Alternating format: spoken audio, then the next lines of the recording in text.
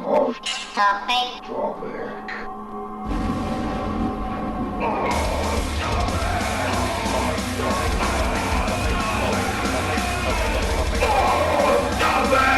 I think the most important thing to take for anyone that's doing their research before YouTube takes shit off, and I think and Facebook and all those other corrupt little fucking wank social medias that we have, is that the world's not going to be a prettier place after COVID. We have the perfect time right now to unite as a world and become brothers, love, share, and invest in this and become a closer world. But thanks to people like Bill Gates and thanks to people like Trump, this world is going to be a less friendly place, and it'll be even more locked up and worse than 9/11. And if you're a parent, then you owe it to your kids to leave this world a freer, better place for them, not this locked up place of fake fear and bullshit and viruses and terrorism and all this manipulation that we get, which is all 100% rubbish. These things exist, but not to the degree that we're led to believe. All of you people, and this shits me personally, wearing face masks, yeah? One, you're killing your own immunity. Unless you're in a position where you have to wear a face mask, social distancing does the trick, and I'm sick of it. Furthermore, these retards in Australia that wear their face masks like this or here, their nose, not pinching mate, it in. all you're wearing is a fucking Michael Jackson fashion accessory. Your nose will be bloody Bane or something. Fuck off. Yeah. Every day on the street, you don't need that face masks. How many times I've tried to tell people, you're doing it wrong, you're doing it wrong, you're doing it wrong. Why? That's fashionable, but it's the wrong type of mask. It's If you're a N65, it's not a P3, it's If you're a parent, you owe it to your kids to make this world a better, more truthful, transparent place. Not this place that we have at the moment with political correctness, which is really just, Operation Mindcrime, trying to restrict all of us, not just from thinking, from talking, from going out. Get real. This is bullshit. And YouTube, you can lick my balls again. When you get protesters coming out, and this is another subject that we should be talking about, is Mr. Floyd, but we'll talk about that later. But still, it's funny. Okay, one last thing. We'll talk It's about not that funny. Floyd is actually serious. We'll talk about Mr. Floyd after I mention this. Yes. Especially in the United States. All these assholes who live underground in their bunkers, who have all their beans and ammo and weapons, waiting for disaster. It's fucking Christmas for you wankers. And suddenly what do? You go and protest because you can't go to your local cheesecake factory. What sort of doomsday preppers are you? We're almost out of battery according to that.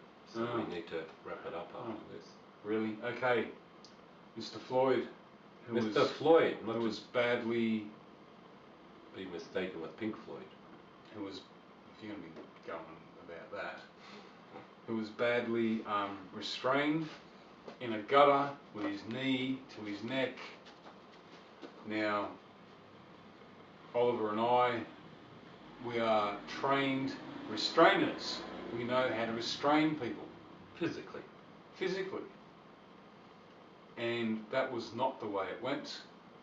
I even mentioned in a comment in a larger video of this thing saying, this is not how you do it.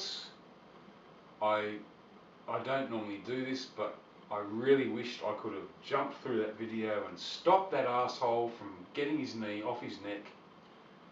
But I know other people in the background tried to do that, and the first thing this so-called restrainer, and he was looking at no one, looking at nothing. The guy, he had a blank expression on his face. He wasn't a restrainer, he was a policeman. Doesn't matter, they're still taught how to restrain people.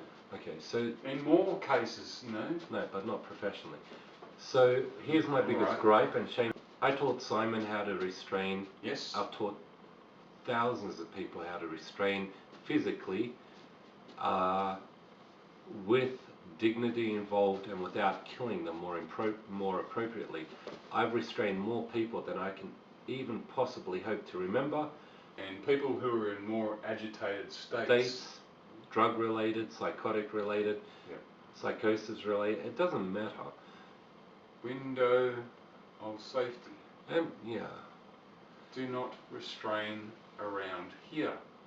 Appendages, go for it, not joints. I've often said that maybe the forehead, depends. I've often said that the police force, educational facilities are definitely security agencies and in no fit state to retrain because they don't receive the relevant training. And while Mr. Floyd is tragic, and I've listed that on Facebook, it is tragic, truly tragic. Not taking away from it, but he's not the only case. It happens on an almost daily basis all around the world in different facilities. And may I recommend my company, Holistic Protective Services, in dealing with proper restraint, physical restraint, where you are not going to kill people as a result of your emotional retardation. America goes extremely agitated and whoa. And rightfully so. And they've got so many layers in the shit cake. This was the icing that broke the wall, and now everyone is protesting, or was protesting, and it's happened before. This Black Lives Matter has been a thing that's gone back way in the 60s, 50s. You know, you don't treat people like that. You know, people want to protest, and they started. The protest was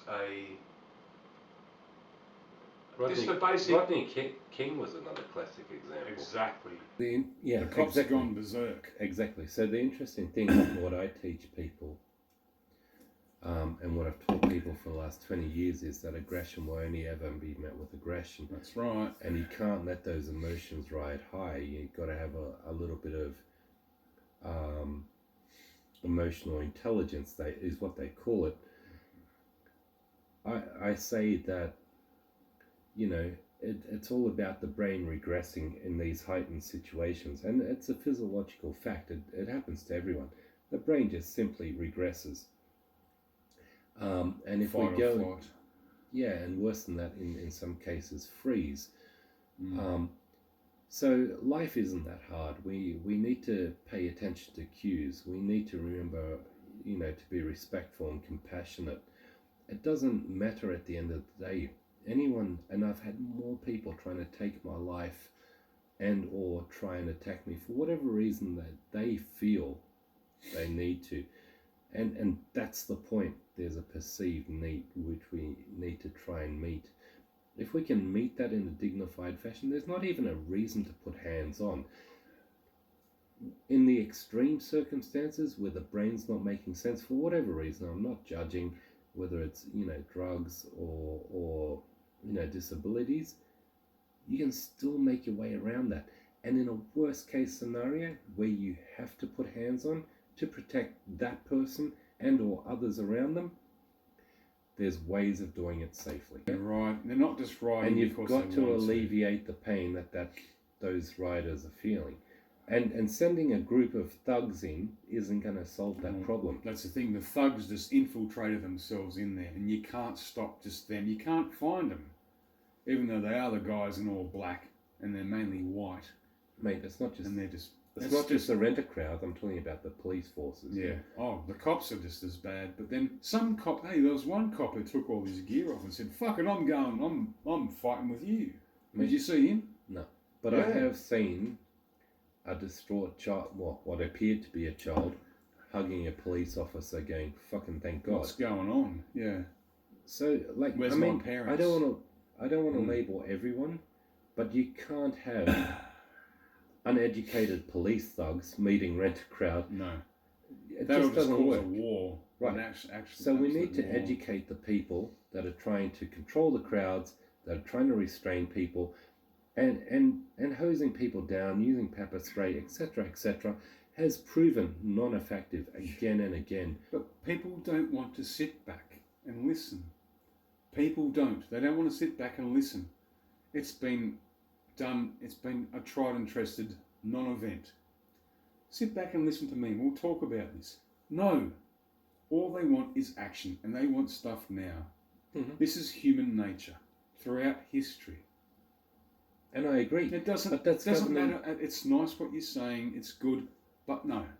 But I agree. That's governing bodies, right? Yeah. So again, you can't just get a police force, a SWAT But team. even to sit down and listen, I mean, it's the politics going. There's no yes or no answers. It's I'm gonna blah blah blah blah blah blah blah. You don't and have people to. go, can I have a yes or no answer to anything you're asking me? The answer, and eventually, it's people are infuriated and frustrated, and this is again we go back to your case. Yeah, I get that. So I deal with one-on-one predominantly, right? Or individual One-on-one's cases. easier. Yeah, or individual cases of aggression and assault. But when you're talking about a mob mentality, and let's face it, and I deal with this lots too in my company, is that you have mob mentalities when it comes to, and you'd be aware of this because we talked about this in an off-topic, bullying and harassment. It doesn't occur necessarily on a one-on-one ever. No. It's usually a mob mentality, and it's usually done behind people's backs, which is just shifty. At least when you have a crowd coming at you, you understand the number of people that are involved. So what I'm saying is you can't just have aggression met with aggression, yeah? You've got to educate these people, and you've got to give them an answer. Now, yes or no doesn't cut it, yeah? My kids don't like yes or no. But you can say, look, here's the options that we're giving you. That makes sense.